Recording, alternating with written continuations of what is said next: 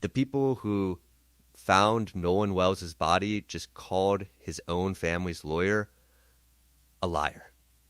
Not investigators, not the sheriff. The volunteers who spent 2 days searching the water for him, the ones everybody, including Nolan's own parents, has treated as heroes this entire case.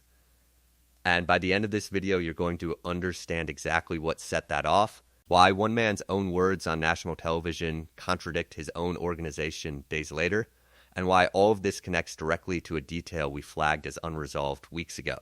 Every account I'm about to walk you through is on the record, in writing, from named organizations and named people, and nobody involved in this specific dispute has been accused of any crime connected to Nolan's actual death. Where this gets into disputed territory, I'll tell you clearly which side is saying what, because right now, two groups who both claim to be chasing the truth about Nolan Wells are accusing each other of getting basic facts wrong, and somebody in this exchange is either mistaken or lying.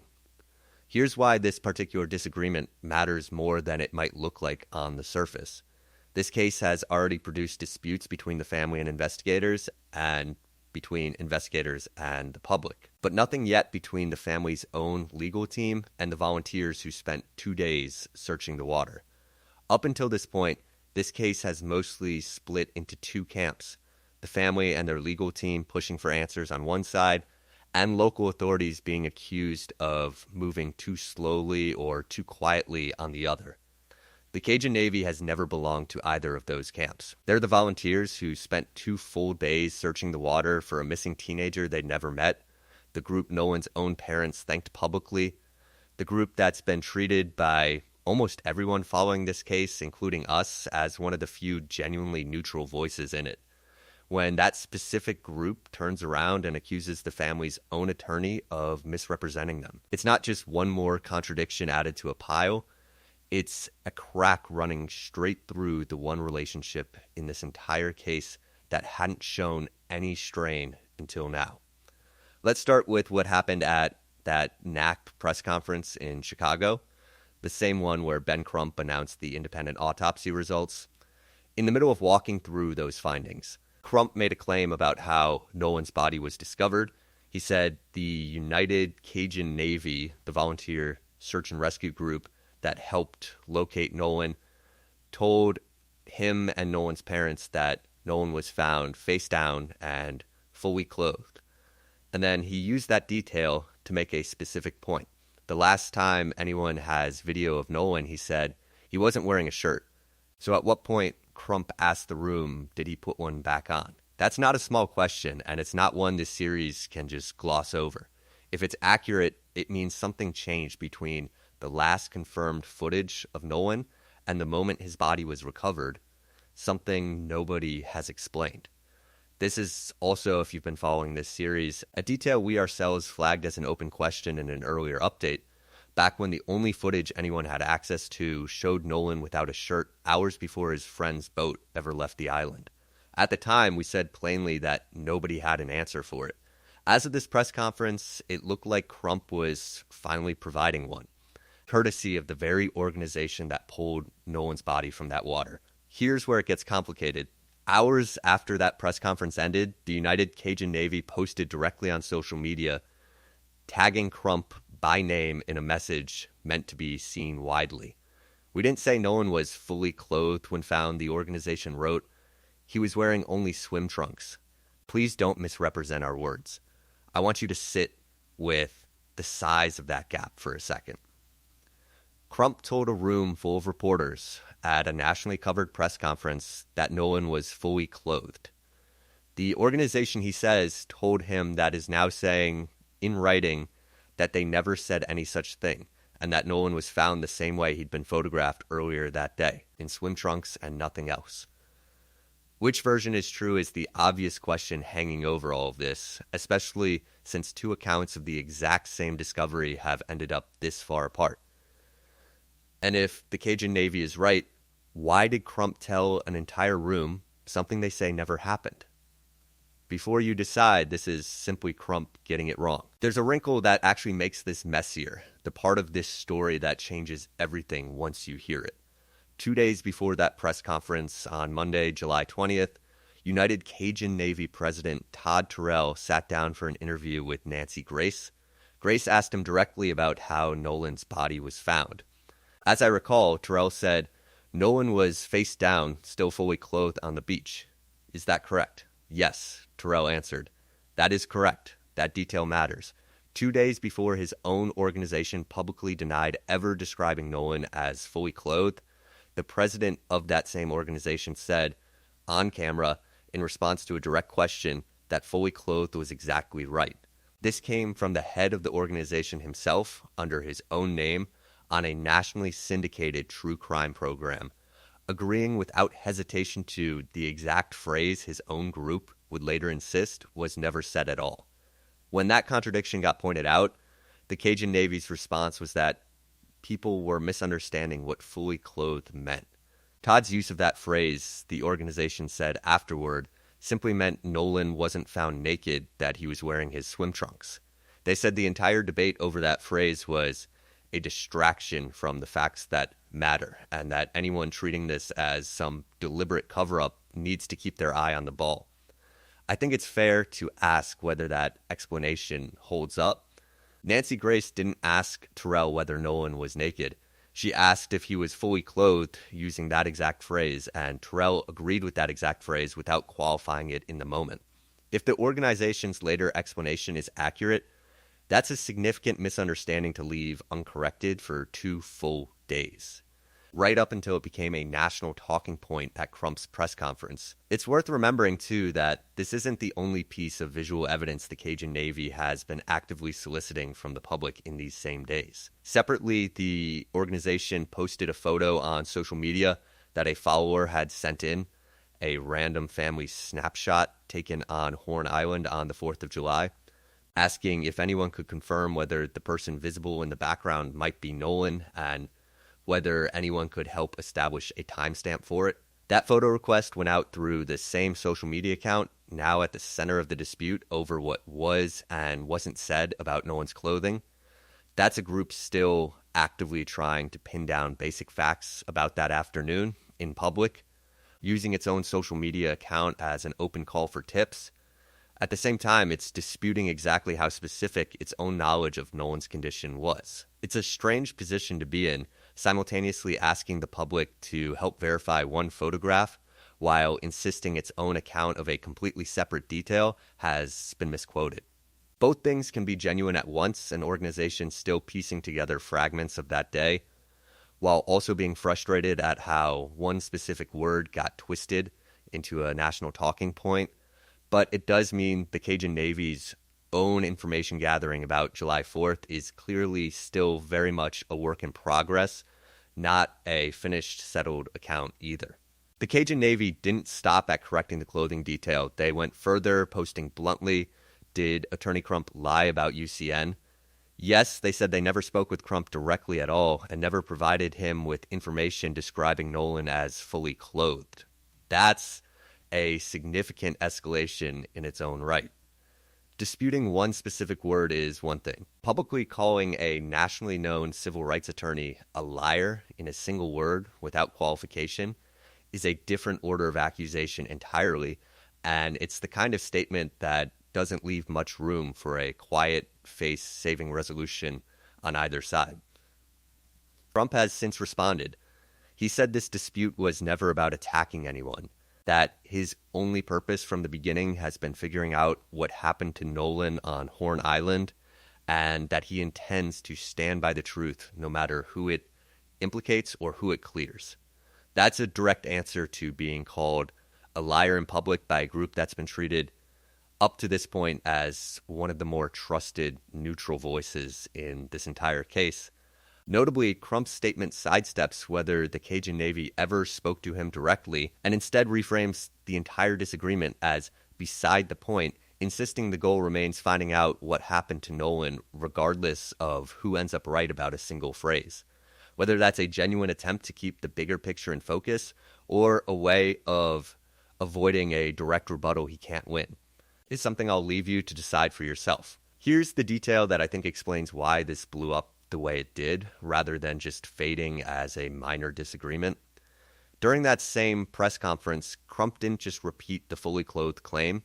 He used it to directly criticize the Cajun Navy's own transparency, saying the organization had been, in his words, so forthcoming, in a tone that made clear he meant the opposite, and suggesting they left out a detail this significant about Nolan's condition when he was found.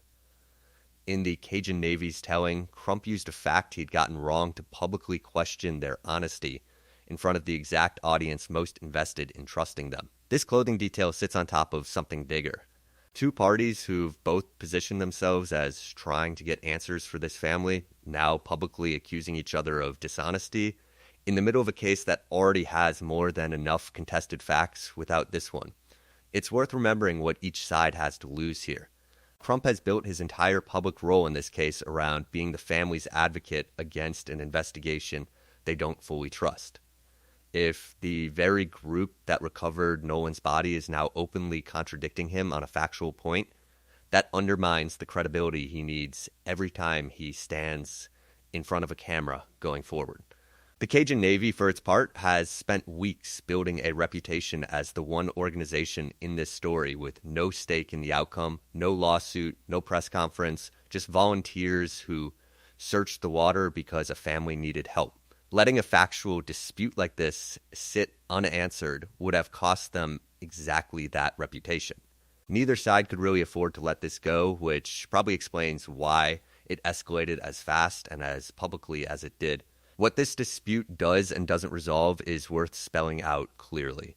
If the Cajun Navy's clarified account holds up and Nolan was found in only his swim trunks, that removes one specific contradiction flagged before in this series. The question of when he would have put his shirt back on. A body found in the same swim trunks visible in the last confirmed footage doesn't require any explanation for missing clothing at all. Let me actually correct something here since it matters. In our own earlier coverage, we treated that missing shirt as an open, unresolved question hanging over this case.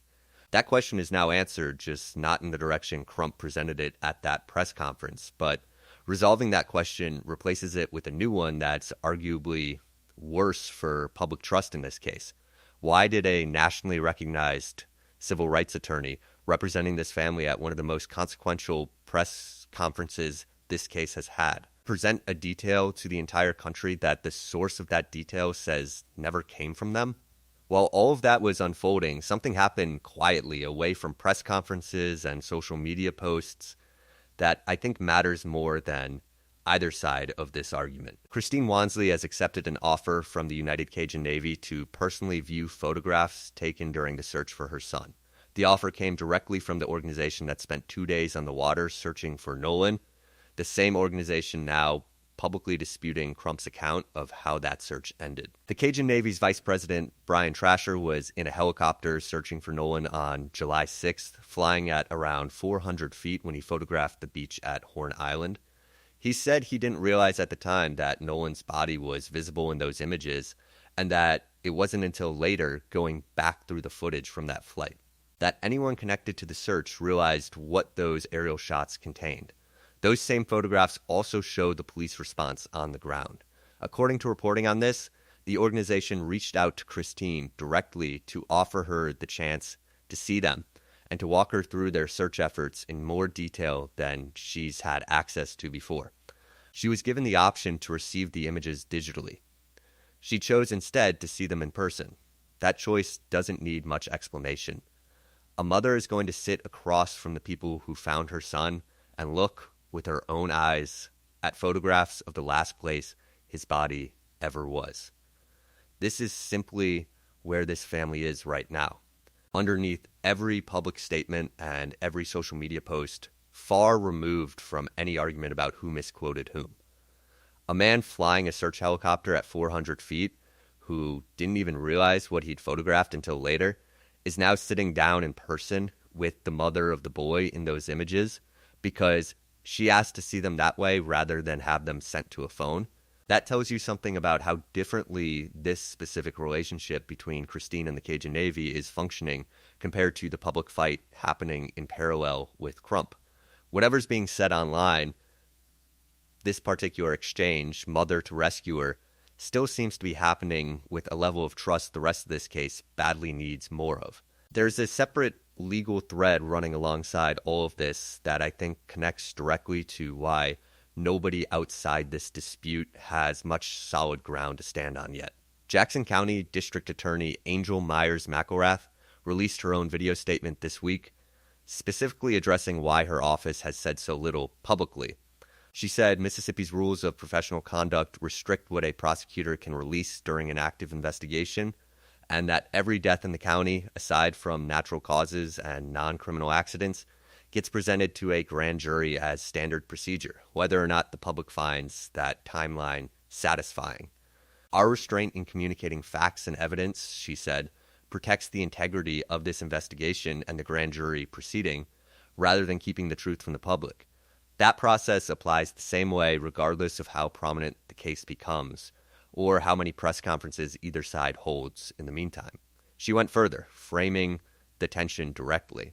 As divided as the discussion surrounding Nolan's death has become, she said she believes everyone wants the same thing, to understand what happened to him. But she argued that goal has to be paired with protecting the integrity of how the truth gets discovered, warning that sacrificing that process to satisfy today's questions risks undermining confidence in tomorrow's answers. As district attorney, she said, she has an ethical obligation to avoid public statements that could influence witnesses, prejudice a proceeding, or compromise the fairness of the legal process itself. She said, in essence, that the pressure for answers doesn't change what the work requires, and that her responsibility to Nolan and to the wider community is to complete this investigation carefully and without compromise. I think that statement is worth taking seriously on its own terms, even as it leaves this family exactly where they've been for weeks, waiting.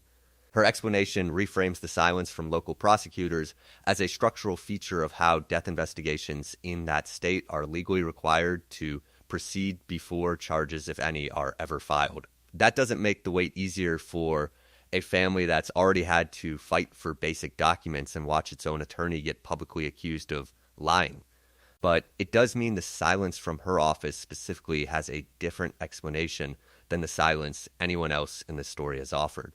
It's also worth noticing what her statement conspicuously avoids. She never addresses the Crump and Cajun Navy dispute directly, never weighs in on which version of the clothing detail is accurate, and never comments on anything specific to the evidence itself. That's consistent with everything she says her office is legally bound to do.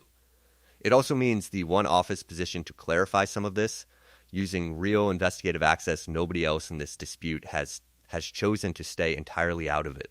Tonight, a civil rights attorney representing this family has said something in front of the entire country that the organization he attributed it to says never happened.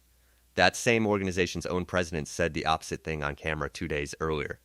A mother is now preparing to look at aerial photographs of the place her son's body was found, choosing to see them in person rather than on a screen. And the one office that could settle some of this, the district attorney's, says its hands are tied by rules that have nothing to do with this specific case at all. All four of those threads are unfolding within the same handful of days in a case that started with a search for a missing teenager and has since expanded into a fight over which trusted voice gets believed.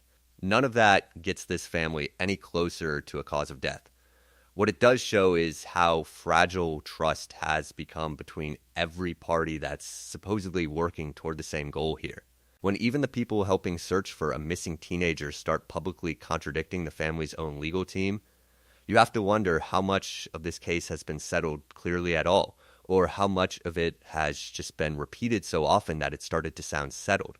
A clothing dispute, a mother viewing photographs, and a prosecutor explaining legal ethics might not obviously belong together, but each one comes back to the same underlying problem: how little verified, agreed upon information this case has this many weeks in. A detail as basic as what someone was wearing when they were found still can't be stated without contradiction between two parties who both say they have direct knowledge of it. If something this simple can't be settled cleanly, it's worth asking how much confidence anyone should have in the rest of what's still circulating around this case from any direction. I want to know who you believe in this specific dispute. Crump or the Cajun Navy, and why, especially given that Todd Terrell himself used the exact phrase fully clothed on camera 2 days before his own organization denied it. Tell me in the comments, because I think this is one where the actual facts on both sides are genuinely murky, and I want to hear how you're reading it. What's being tested right now goes beyond one clothing detail, whether any account in this case, no matter how trusted the source seemed a week ago, can survive contact with a second source telling it back differently. The Cajun Navy earned this case's trust by showing up with no agenda. Crump earned it by refusing to accept the first easy explanation offered to a grieving family. Watching those two sources collide over something this specific tells you that even the most reliable narrators in this story are still capable of getting basic facts tangled, whether through misunderstanding, miscommunication, or something less innocent. This is an uncomfortable place for this case to be sitting, this many weeks after Nolan disappeared, and it's the honest one. We're going to keep tracking this the moment the state's own autopsy or either side's toxicology results land, along with whatever comes next in this specific dispute between two of the loudest voices in this entire case. Subscribe so you're here when they do.